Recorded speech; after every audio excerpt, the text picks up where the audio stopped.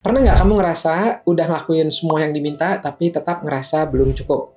Nilai bagus, karir yang berjalan, adik-adik terjaga, orang tua bangga, semua checklist itu udah kamu centang. Tapi di dalam kepala ada suara kecil yang terus berbisik, masih kurang, masih ada yang belum beres, kamu belum boleh berhenti.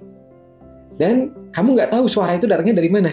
Nah, untuk kamu yang anak pertama, mungkin kamu udah lama menjadi contoh, jadi penjaga, jadi harapan yang nggak pernah kamu minta, tapi entah kayak gimana, udah jadi identitas kamu dari kecil.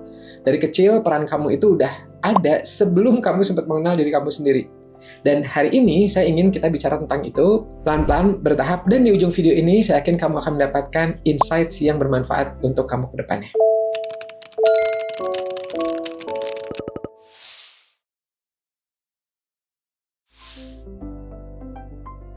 Kalau misalnya kamu ngerasain hal-hal seperti tadi, itu kamu nggak aneh. Di sini kita bicara kamu sebagai manusia yang mungkin terlalu lama disuruh jadi dewasa sebelum waktunya. Dari kecil orang tua kamu udah menuntut kamu.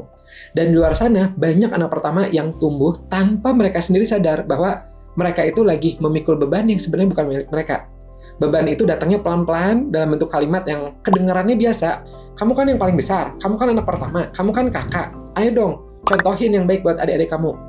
Mama sama papa andelin kamu. Kalimat-kalimat itu nggak kerasa seperti tekanan, tapi coba lihat deh, ya bayangin, rasain bertahun-tahun kemudian, oh iya juga ya, kok rasanya sebagai rasa lelah yang mungkin sulit dijelasin ke siapapun. Capek, tapi nggak tahu dari mana. Dan yang menyulitkan ini adalah karena kamu selalu berhasil, orang-orang di sekitar kamu nggak ngelihat ada yang salah. Kamu tetap tersenyum, kamu tetap hadir, kamu tetap nyelesain semuanya. Jadi, siapa yang tahu bahwa di dalam diri kamu, ada bagian diri kamu yang udah lama ingin berhenti sebentar, tapi kamu nggak tahu caranya. Dan ini bukan kelemahan karakter. Ini pola yang terbentuk sejak lama, dan hari ini kita akan coba pelan-pelan memahami dari mana pola itu berasal dan bagaimana optimalisasinya supaya kamu merdeka dan kamu menjadi orang yang hebat. Di psikologi ada sebuah konsep yang disebut parentification. Jadi sederhananya, ini terjadi ketika seorang anak tanpa disadari, dia mulai ya secara pelan-pelan gitu mengambil peran emosional atau peran fungsional yang seharusnya menjadi milik orang dewasa, menjadi orang tua. Bukan karena dipaksa secara keras, bukan karena keluarganya jahat, tapi karena sistem keluarga itu ya tanpa disengaja membutuhkan mereka untuk mengisi peran tersebut. Anak itu harus memegang peran sebagai orang tua, mungkin tanpa disadari. Bayangkan kamu baru belajar berjalan, tapi kemudian sebelum kamu benar-benar stabil, kamu udah diminta untuk menggandeng adik kamu yang juga baru bisa berdiri. Kamu nggak sempat jatuh dan bangkit ya untuk diri kamu sendiri, karena ada yang harus kamu jaga.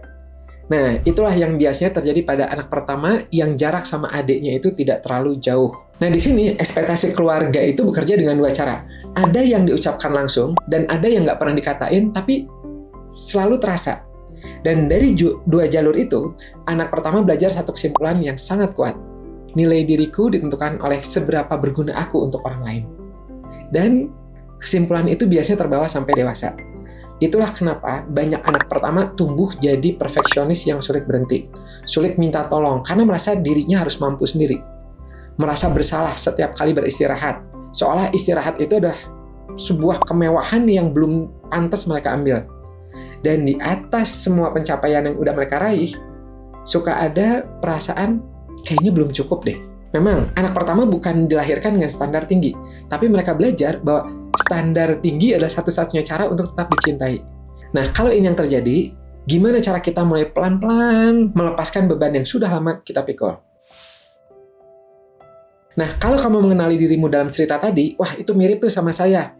Maka langkah pertama bukan langsung melepaskan semua beban itu. Karena ngelepasin sesuatu yang udah lama kamu peluk erat itu nggak semudah itu.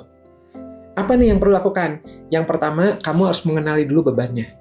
Coba kamu duduk sebentar, tanya sama diri kamu sendiri. Dari semua tanggung jawab yang kamu pegang hari ini, mana yang kamu pilih dengan sadar, memang itu mau kamu. Dan mana yang kamu ambil karena takut mengecewakan orang lain. Bukan untuk menghakimi diri kamu, tapi untuk mulai ngelihat nih dengan jujur. Beban mana sih yang sebenarnya memang milik aku? Dan mana yang kamu pungut di jalan karena merasa nggak ada orang lain yang akan mengangkat itu? Nah, kesadaran ini penting ya karena ini udah merupakan satu langkah yang memudahkan untuk langkah berikutnya. Langkah kedua adalah belajar membedakan rasa tanggung jawab dan rasa bersalah.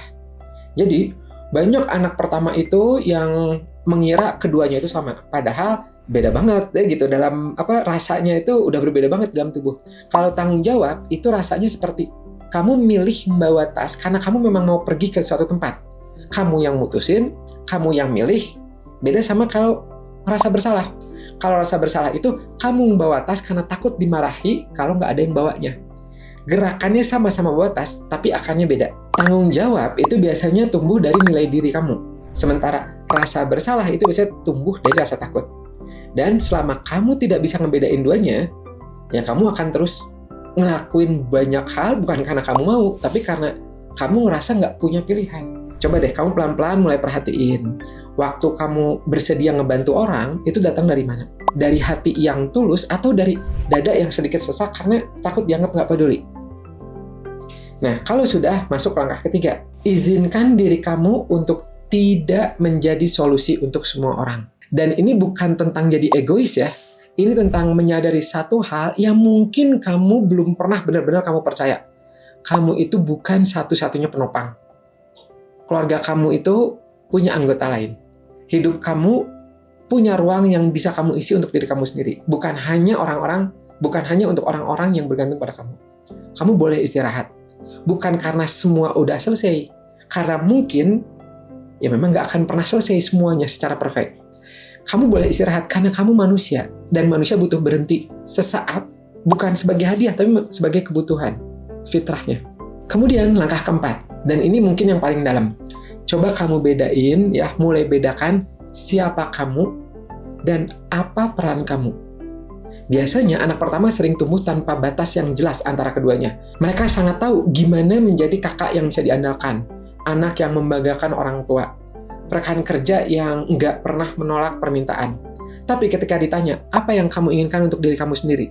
Jawabannya itu seringkali kedengaran asing, bahkan mengejutkan. Coba aja, ya gitu, ini tanya ke diri kamu sendiri, dan tulis jawabannya. Kalau bisa, kalau hari ini tidak ada satu orang pun yang mengharapkan sesuatu dari kamu, kamu mau melakukan apa? Jawabannya itu mungkin kecil, kamu tulis saja. Mungkin sederhana, tapi disitulah kamu yang sesungguhnya itu mulai bicara. Dan di sini ada hal menarik ya dari perspektif grafologi, ilmu analisa tulisan tangan. Kalau misalnya kamu nulis kemudian dengan tekanan yang kuat, yang sangat berat dan kaku, seringkali itu menjadi mencerminkan emosi ditahan jauh di dalam, bukan dilepaskan. Seperti ketika seseorang menulis ya dengan genggaman pulpen, pena, pensil yang terlalu erat ya karena nggak mau kehilangan kendali gitu. Meskipun bukan fakta mutlak ya, tapi ini bisa jadi salah satu pintu ya untuk kita merenung. Seberapa kuat kamu menggenggam sesuatu yang mungkin udah waktunya kamu pegang lebih longgar. Melepaskan beban itu bukan berarti kamu harus berhenti peduli ya. Artinya kamu juga mulai peduli sama diri kamu sendiri. Dan di balik semua ini ada satu hal yang mungkin belum pernah ada yang bilang langsung kepada kamu. Semua tanggung jawab yang kamu pikul selama ini, semua pengorbanan yang kamu buat diam-diam, setiap kali kamu memilih orang lain sebelum diri kamu sendiri, itu bukan bukti bahwa kamu kuat. Itu bukti bahwa kamu sangat mencintai keluarga kamu. Bahkan sebelum kamu tahu cara mencintai diri kamu sendiri. Dan cinta itu nyata, cinta itu indah, kasih sayang itu real. Tapi mungkin sekarang udah waktunya kamu belajar satu hal ini. Bahwa kamu juga layak dicintai bukan karena kamu berguna. Kamu layak dicintai karena kamu ada. Kalau video ini terasa menyentuh bagian dari diri kamu, terus di komentar ya. Satu hal yang selama ini kamu lakukan bukan karena kamu mau, tapi karena kamu ngerasa kamu harus. Nanti saya ingin bacanya. Dan kalau kamu ingin mengenal lebih dalam tentang diri kamu bisa coba tes tulisan kamu di grafologiindonesia.com. Dan di situ juga ada materi gratis banyak ya yang bisa membantu kamu untuk belajar bagaimana membaca karakter seseorang, termasuk diri kamu sendiri dari tulisan tangan. Saya Afif dan ini program Kata Psikolog. Semoga bermanfaat dan sampai jumpa di video berikutnya. Bye-bye.